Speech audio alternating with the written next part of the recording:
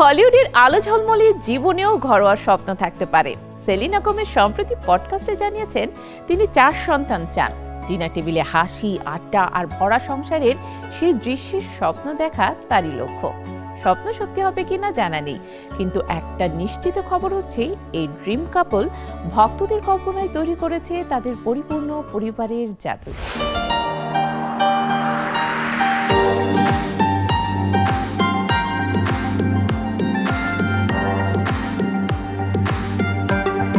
হলিউডের আলো ঝলমলে জীবন ও গ্ল্যামারের মাঝেও কখনো কখনো সবচেয়ে বড় স্বপ্ন থাকে একেবারে ঘরোয়া একটি ভরা সংসার, ডিনার টেবিলে হাসি, আড্ডা আর সপরিবারের ভালোবাসা। ঠিক এমনই স্বপ্ন শেয়ার করেছেন মার্কিন পপ তারকা সেলিনা গোমেজ, যিনি 2025 সালে জনপ্রিয় সঙ্গীত প্রযোজক বেনি ব্লাঙ্কোর সঙ্গে বিয়ে করেন। তাদের ভক্তদের কাছে তারা হয়ে উঠেছেন ড্রিম কাপল, কিন্তু এখনও তাদের একটি ইচ্ছা অপূর্ণ, সন্তান নেয়া।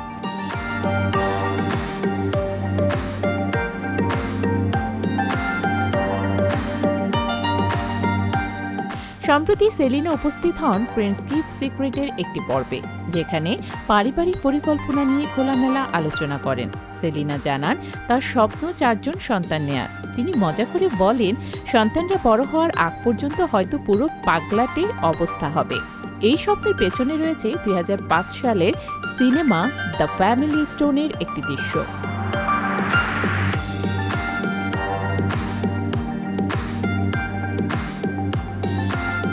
সেলিনা বলেন, একদিন যখন আমার বয়স হবে, আমি চাই আমার ডিনার টেবিলেও এমন দৃশ্য হোক, যেখানে সবাই একসঙ্গে বসে আছে। সেই দৃশ্য তার কাছে ছিল মিষ্টি, আবেগঘন আর কিছুটা বেদনাদায়ক, যা তাকে নিজের নানান কথা মনে করিয়ে দেয়।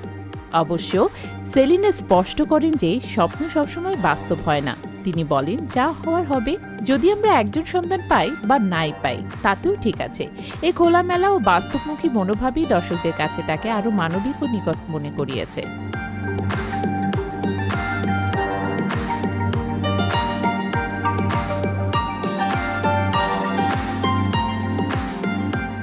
এর আগে বেনিও বাবা হওয়ার ইচ্ছার কথা জানিয়েছিলেন। তিনি বলেন, মামা হিসেবে সময় কাটানো তাকে আনন্দ দেয়, তবে একদিন নিজেও বাবা হতে চান।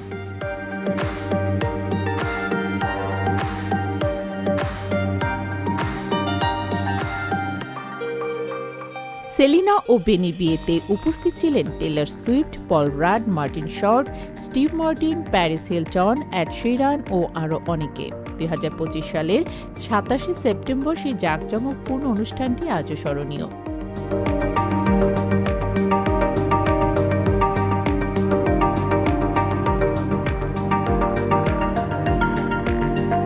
হলিউডে চকচকে জীবনে যদিও একজন তারকা স্বপ্ন দেখতে পারেন একটি সাধারণ ভরা সংসারের, ডিনার টেবিলে হাসি, সন্তানদের খেলাধুলা এবং পরিবারের সঙ্গ, তাহলে সত্যিই তা আমাদের সকলের জন্য অনুপ্রেরণা।